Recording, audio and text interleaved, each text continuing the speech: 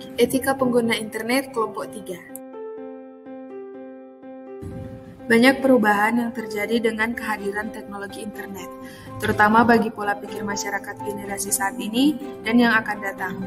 Berbagai informasi yang terdapat dalam internet menawarkan para penggunanya kemudahan-kemudahan akses. Hanya saja keragaman informasi yang tersedia tidak hanya membuat hal-hal yang baik bagi para penggunanya. Hal-hal yang buruk juga bisa dengan bebas diperoleh.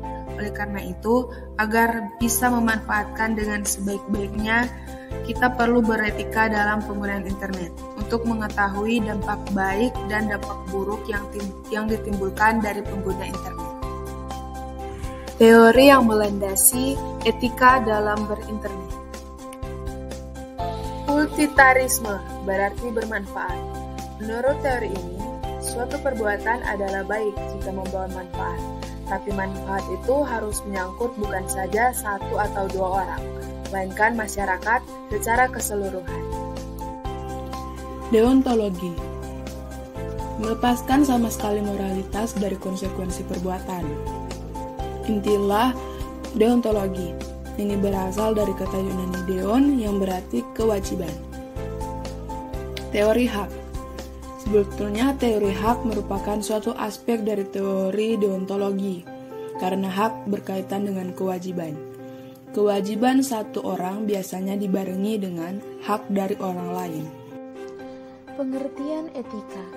Menurut Kamus Besar Bahasa Indonesia, etika adalah ilmu tentang apa yang baik dan yang buruk, tentang hak dan kewajiban moral, kumpulan asas atau nilai yang berkenan dengan Allah, nilai mengenai yang benar dan yang salah yang dianut masyarakat. Dari asal-usul kata, etika berasal dari bahasa Yunani, yaitu ethos, yang berarti adat istiadat atau kebiasaan yang baik. Kode etik bagi pengguna internet. Pentingnya etika dalam menggunakan internet adalah sebagai berikut. Yang pertama, bahwa pengguna internet berasal dari berbagai negara yang mungkin memiliki budaya, bahasa, dan adat istiadat yang berbeda-beda. Pengguna internet merupakan orang-orang yang hidup dalam dunia anonymous, yang tidak mengharuskan pernyataan identitas asli dalam berinteraksi.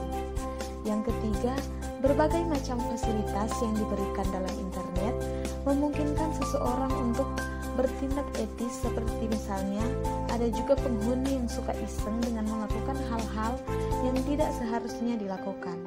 Keempat, harus diperhatikan bahwa pengguna internet akan selalu bertambah setiap saat dan memungkinkan masuknya penghuni baru di dunia maya tersebut. Etika-etika dalam menggunakan internet. Yang pertama, jangan menyindir, menghina, melecehkan, atau menyerang pribadi seseorang atau pihak lainnya. Yang kedua, jangan sombong, angkuh, sok tahu, sok hebat, merasa paling benar, egois, berkata kasar, kotor, dan hal-hal buruk lainnya yang tidak bisa diterima orang. Yang ketiga, menulis sesuai dengan aturan penulisan baku. Artinya, jangan menulis dengan huruf kapital semua, karena akan dianggap sebagai ekspresi marah, atau penuh dengan singkatan-singkatan tidak biasa di mana orang lain mungkin tidak mengerti maksudnya, bisa menimbulkan salah pengertian. 4. Jangan mengekspos hal-hal yang bersifat pribadi, keluarga, dan sejenisnya yang bisa membuka peluang orang tidak bertanggung jawab memanfaatkan hal itu. Yang kelima, perlakukan pesan pribadi yang diterima dengan tanggapan yang bersifat pribadi juga, jangan ekspos di forum.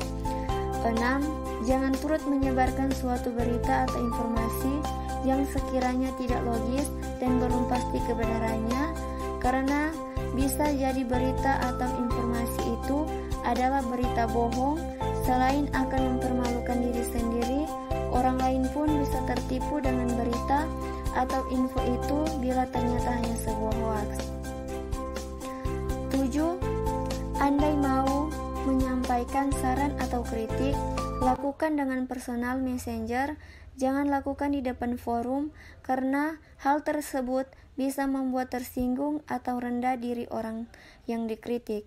Yang ke-8, selalu memperhatikan hak atas kekayaan intelektual, artinya jangan terlibat dalam aktivitas pencurian atau penyebaran data dan informasi yang dimiliki hak cipta. 9.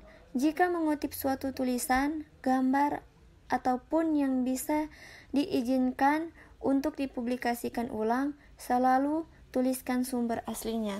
Yang ke-10, jangan pernah memberikan nomor telepon, alamat email, atau informasi yang bersifat pribadi lainnya milik teman kepada pihak lain tanpa persetujuan teman itu sendiri. Kesimpulan, di internet terdiri dari kumpulan pengguna internet yang entah ada di mana, berapa umumnya, bagaimana waktunya, dan sebagainya. Menghadapi dunia macam ini, semestinya kita berlapang dada.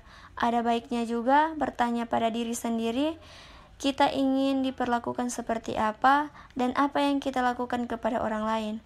Seperti halnya etika dalam kehidupan bermasyarakat, sanksi yang diperoleh terhadap suatu pelanggaran adalah sanksi sosial.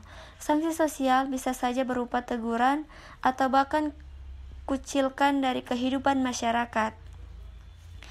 Demikian juga